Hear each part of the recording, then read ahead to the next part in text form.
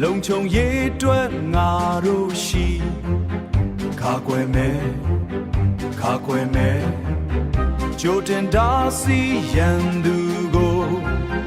ခြေအခမ်းကစုံစမ်းစေတုံ့ပြန်မယ်အမြန်ဆုံးဟာစီသက်သေးကိုရှာစံသက်ခါရှာ